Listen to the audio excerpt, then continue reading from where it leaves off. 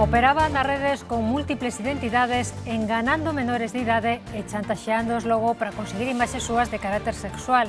Era o modus operandi dun home o que detiveron na Coruña. Polo momento, a Garda Civil identificou 24 menores en distintas partes de España que foron vítimas desa persoa. En Santiago, o funcionamento dos autobuses urbanos segue motivando protestas. Esta semana, un dos vehículos perdeu o combustible na rúa de San Roque. Para quen usa este servizo, este suceso é unha proba máis da necesidade de renovar a frota. Os devotos de Santa Minia encontranse esta fin de semana en Brión. O lugar de Pedrouzos acolle a romaría na que se pide a intercesión da Santa, unha das máis concorridas de Galicia.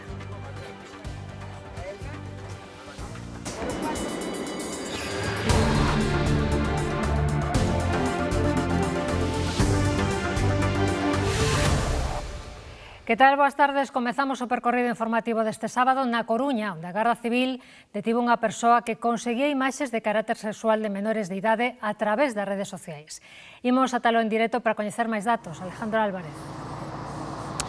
Sí, pois o modus operandi que pregaba este home consistía en diferentes ameazas e coaccións para conseguir o seu obxectivo. Para elo, abriuse diferentes perfis en diferentes redes sociais suplantando identidades e a través delas enviaba imaxes íntimas propias a cambio das imaxes das súas víctimas. Incluso chegou a redactar un documento falso de cesión de dereitos de imaxe para non ser denunciado. Precisamente, a investigación comezou a través dunha denuncia dunha víctima que se saldou con esta detención e tamén o rexistro da súa vivenda, onde atoparon dispositivos informáticos con contidos pornográficos.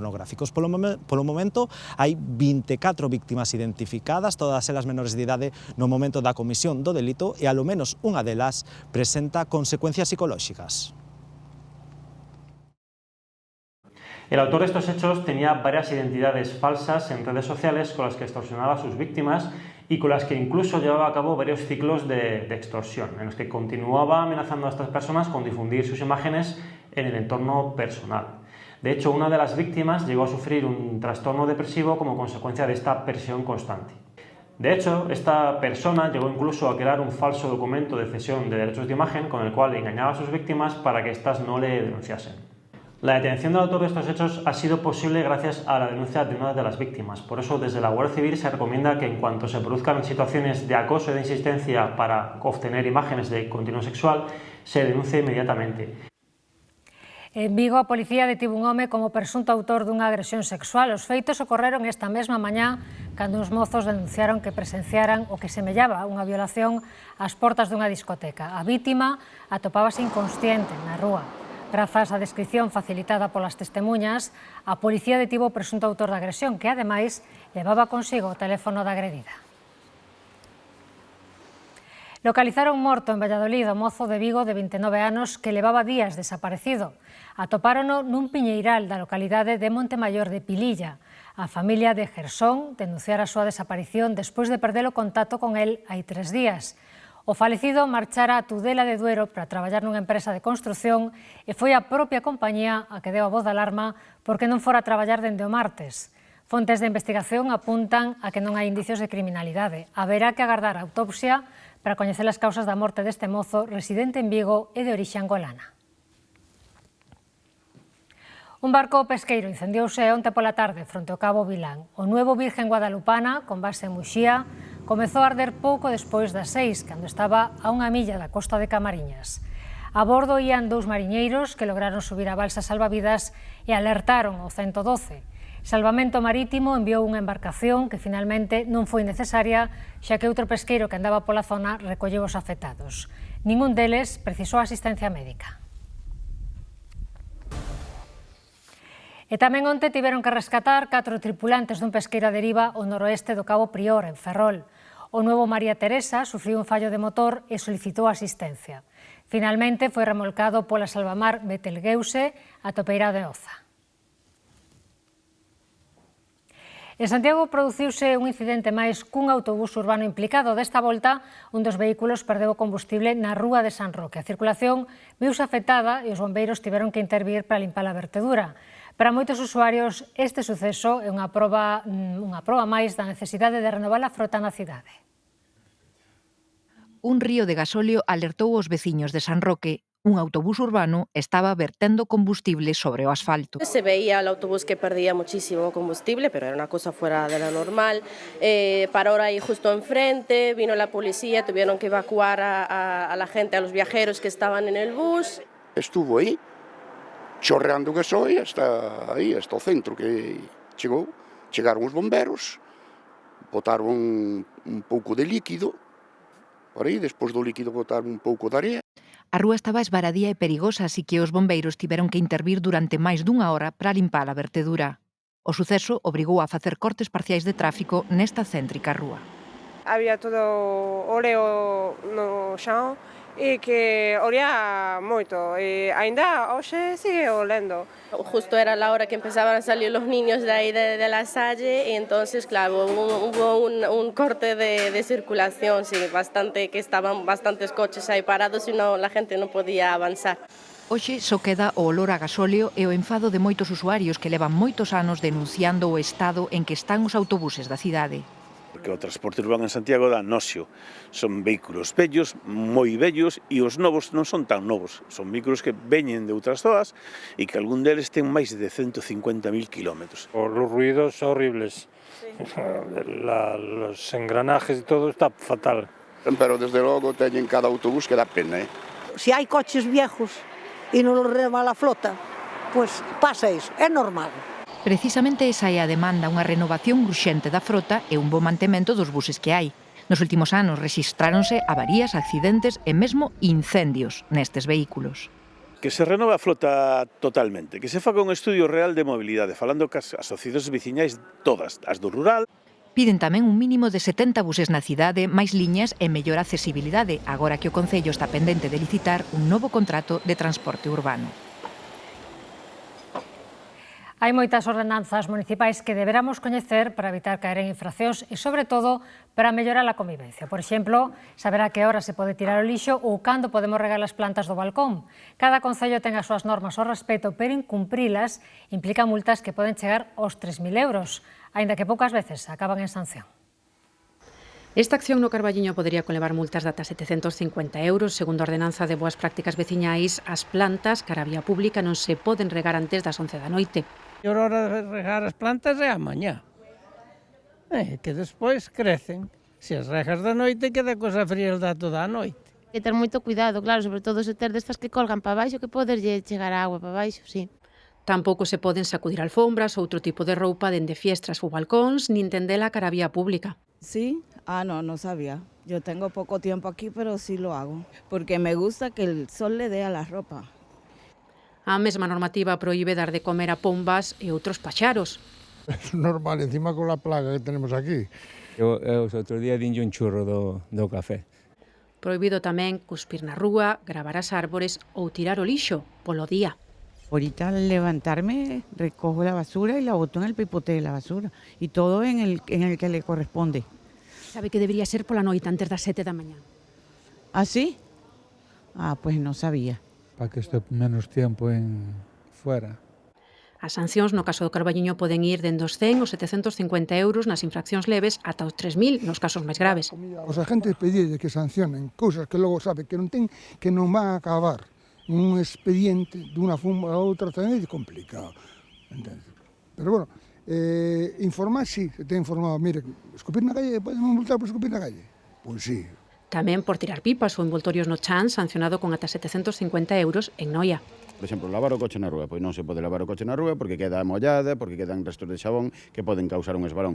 Non se pode, por exemplo, algo que é moi curioso, partir leña, está prohibido na vía pública, está recollido tamén esa cuestión en concreto, regar as plantas, sacudir alfombras. Ou xogar nos parques pola noite, ordenanzas que se repiten con variacións e diferentes sancións dependendo dos concellos e que buscan mellorar a convivencia entre os veciños.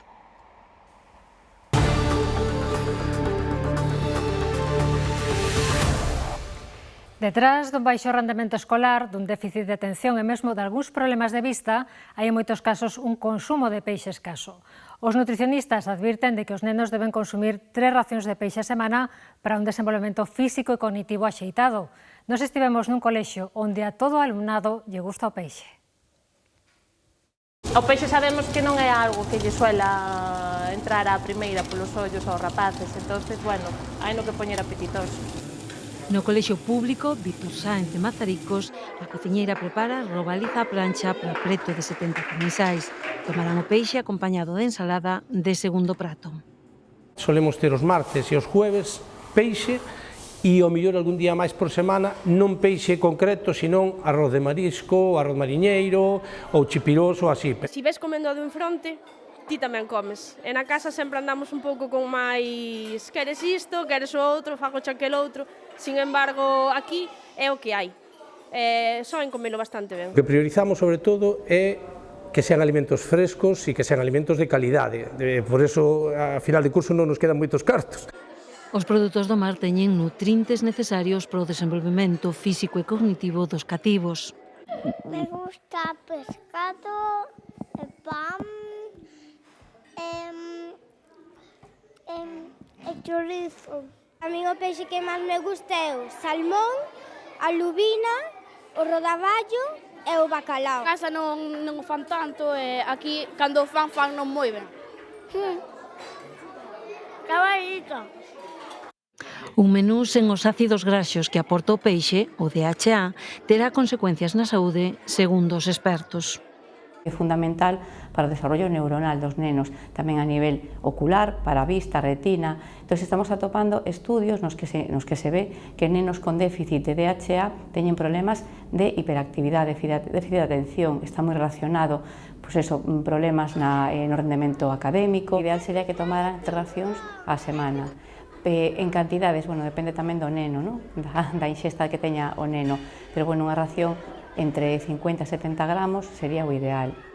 A nutricionista suxire algunhas preparacións máis atractivas para os cativos. Facer unhas albóndigas de peixe, uns palitos de peixe, unha lasaña de peixe, para intentar que os nenos consuman este alimento.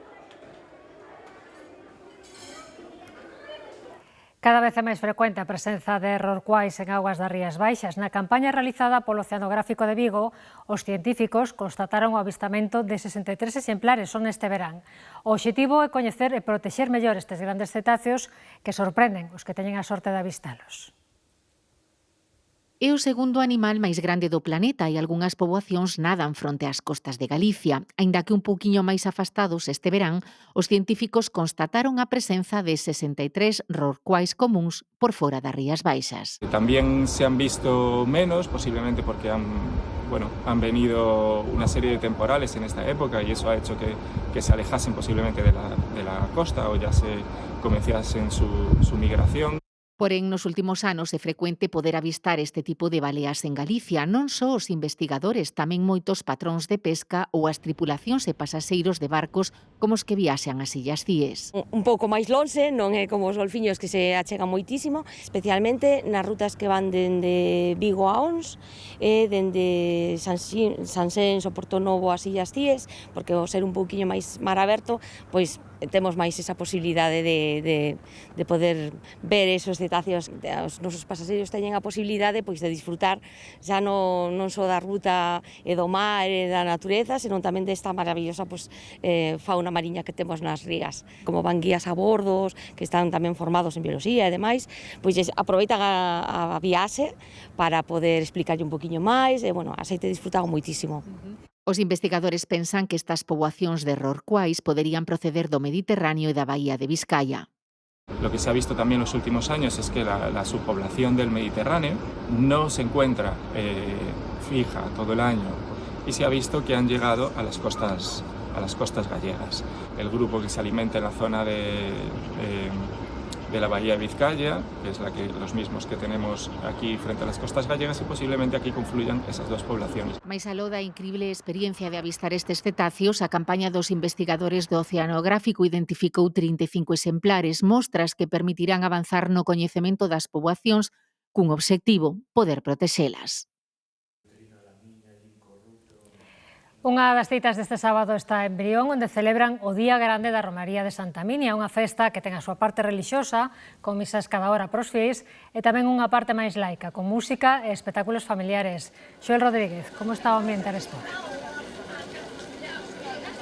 Pois o ambiente arestora céntrase alrededor destas carpas onde centos de persoas están gozando de produtos como o polvo ou o churrasco na que é a xornada central desta romaría de Santa Minia. Como poden ver agora mesmo está chovendo, pero o tempo non foi un impedimento para que esta mesma mañá se achegasen milleiros de persoas chegadas dende distintos puntos da xeografía galega en autobuses fretados, por exemplo, dende puntos como Betanzos ou tamén Melide. Moitos deles piden a intercesión desta santa e ofrecen tamén figuriñas de cera tal e como marca a tradición.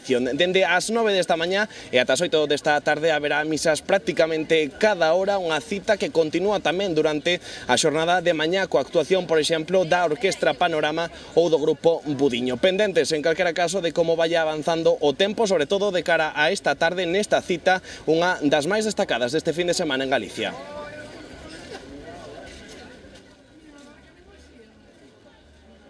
A Romaría de Santa Minia de Brión atrae hoxe no seu día grande romeiros chegados de toda Galicia, moitos deles en excursións organizadas. De Melide. Traemos 2 autobuses máis organizados por nós. Vimos de Dena, Meaño. De Betanzos. Da Coruña. A de Santa Minia é unha das romarías máis concorridas. Desde primeiras horas da mañá formáronse ringleiras no adro do santuario para visitar a imaxe xacente da santa. Veño cada ano, o sea que levo moitos anos vindo a ver a Santa Minia. Que vimos con moita devoción. Todo o mundo, eu pido por toda a miña familia e por todos en general. Veño desde os 6 anos. Viña con meu abuelo. Moita devoción, non? Hombre, veño precisamente por recordos de meu abuelo. Despois vamos visitar a Santiña aí. E, bueno, andar por aí, depois iremos comer. É fabulosa. E ten moito mérito porque a xente acude por algo será. Pois hoxe vou á misa como tradición, que Santa Bendita nos axude, e despois iremos comer o pulpo e despois para casa. Na Carballeira, que leva o nome da santa, a devoción e a festa van continuar durante todo o sábado e durante toda a fin de semana.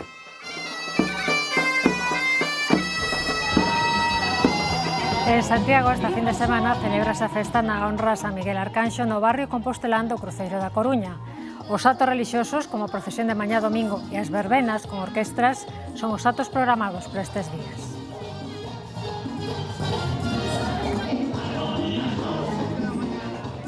Nun par de semanas empezarán a venderse as flores para defuntos, unhas flores que xa están medrando nos viveiros. Unha das clásicas é o crisantemos, que se venden en testos, cada vez contan con máis cores. Este ano poderían subir algo e custar sobre 10 euros.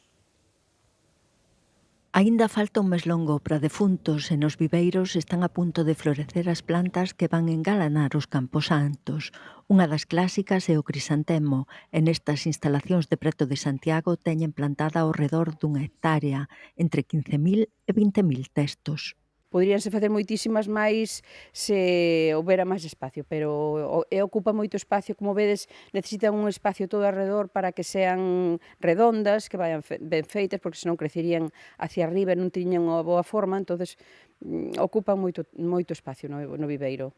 Nun par de semanas estarán listas para sair desde aquí aos puntos de venda, florerías e supermercados. Tamén niso a innovación, os clásicos brancos e amarelos deron paso a mesturas con rosas e fucsias. É moi práctico, é unha flor moi barata, porque os seus ramos de flores son caros, evidentemente, teñen outra categoría, digamos, para a xente que quere levar algo moi especial, pero isto queda moi ben, porque además agora hai colores de todo tipo e aguanta moitísimo, porque un centro de flores pode aguantar ao mellor 15 días ou, bueno, aproximadamente 8 ou 15 días, pois isto pode aguantar un mes perfectamente e máis. A metade da produción xa a teñen vendida, o resto despacharana directamente ao público. Nos intentamos manter os precios o xusto, porque, bueno, subeu todo, xa sabedes que subeu todo, subeu nos seus substratos, subeu nos as macetas, a man de obra, evidentemente, pero bueno, é unha planta que é relativamente barata. Eu creo que poden encontrar esta planta venta xa ao público sobre 10 euros ou así, incluso en algúns sitios menos. É dicir, é unha planta moi asequible para todos. Para os viveiros, a época máis forte é a da primavera, coas plantacións dos xardíns. Agora no outono salvan a tempada coas flores para os defuntos e o Nadal.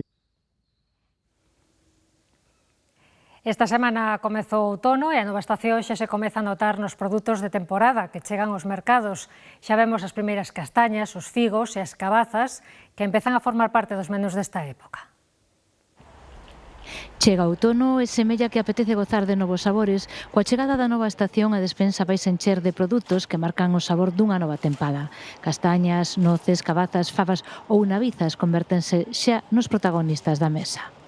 Setiembre, como o tempo se poñe así un pouquiño nublado e tal, xa se empezan a facer potajes, A xente ven da playa con ganas de potajes. Xente, se chove e se fai frío, xa a xente colle e vai facendo o seu cocido, vai entrando pouquiño a pouco, vamos cambiando de menú. Pasamos das ensaladas aos cocidos.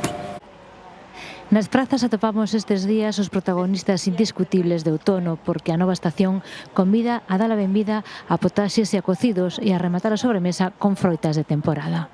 Judías, repollos, brécol, navizas, hai un poquito de todo.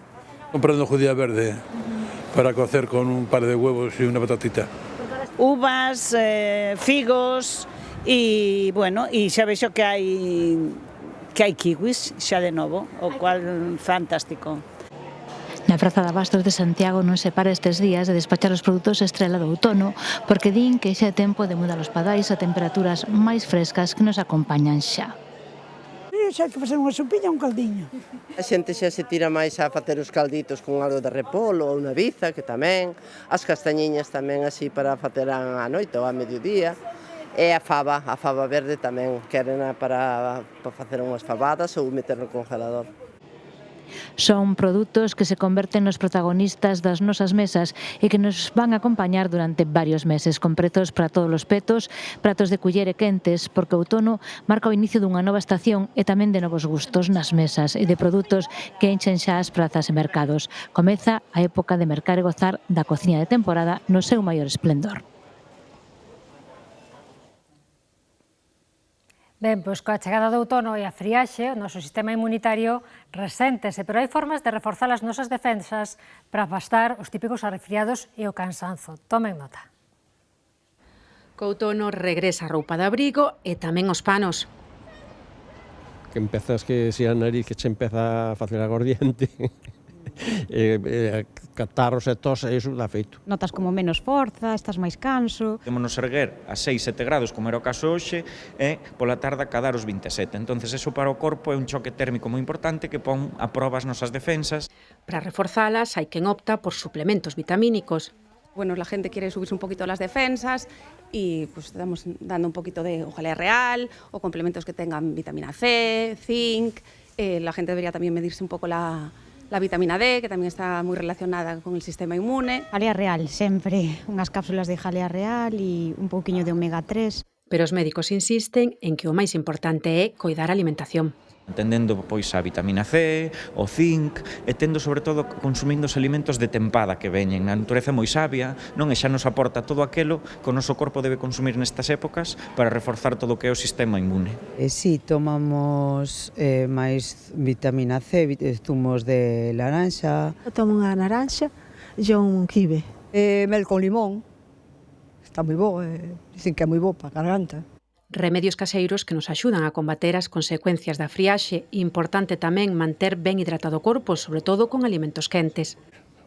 Sopas, caldo... Bueno, estes días xa tomei cousas quentes. Vestirse de forma axeitada para regular a temperatura. Mira capas, cando fai o calor quitar, non estar aí con el aguantando, porque despois aí é cando veñen as gripes, creo. O sudar en frío, eso non é bo. E facer exercicio. É moi necesario. O ejercicio é o máis importante. Para que o noso sistema inmune non note esa falta de vitaminas e de minerais que son moi importantes para elo, non? E o exercicio mantenxa non só, porque non é o que vemos, non é o corpo, senón a repercusión que ten a nosa mente. Importante tamén coidar o descanso, consellos fundamentais para que o noso corpo sexa quen de combater o frío. A poucos días de rematar o mes, preguntámonos como foi a costa de setembro, porque se cadra é máis dura que a de xaneiro. Vimos dos gastos do verán e sí ou sí, as familias que teñen fillos han de afrontar os inevitables gastos da volta ao cole. Porque a costa de xaneiro gañará en fama, pero só niso. Realmente me atrevería a decir que mesmo xa hai tempo que esa costa de setembro xa superou realmente a de xaneiro. Por que? Pois porque os gastos da costa de xaneiro non son tan imprescindibles, porén na de setembro A volta ao colo trae consigo unha sorte de gastos que son imprescindibles, que son obrigatorios e que ademais non paran de medrar cos anos. O máis dura esta porque tes que facer o gasto sí ou sí, non se queda máis remedio. En xaneiro estás pagando un pouco o consumismo do Nadal e tal, co cal este mes é terrorífico. Na costa de xaneiro podes pasar sen regalos, pero para ir ao colexio o tes material ou non podes ir. Libros, roupa toda nova, as actividades tamén que comezan, fútbol, balonceo, e todo o que fagan, claro, que se gasta máis. Sí. A costa de setembro sempre é pronunciada, verdade? Sobre todo cando tes nenos. Preguntamos como de pronunciada pode chegar a ser. Achéganos datos anuais centrados principalmente nos gastos do curso escolar. Vemos en cantidades que poden oscilar tranquilamente entre os 950 e os 2.600 euros por neno e ano, dependendo, como digo, de se asiste a un centro público, a un centro concertado ou a un privado. Preguntamos tamén a expertos e na rúa como facer para afrontar este gasto. Hai un consello estrela. É fundamental saber de que recursos dispoñemos e cal son os gastos imprescindibles que debemos afrontar. Si ven indo a recoller uvas aos viñedos, no mes de setembro, para poder leválo ben. Administrar o que hai para que cando chegue a costa ter recursos para poder pagar os gastos que hai fijos. Se estructuras en principio non debería de ser distinto a outro mes normal. Previsión e previsión, aínda que as costas poden aparecer en calquera momento. A ver, mira que son duras todas as costas, a de setembro, a de outubro, a de xaneiro, a de decembro.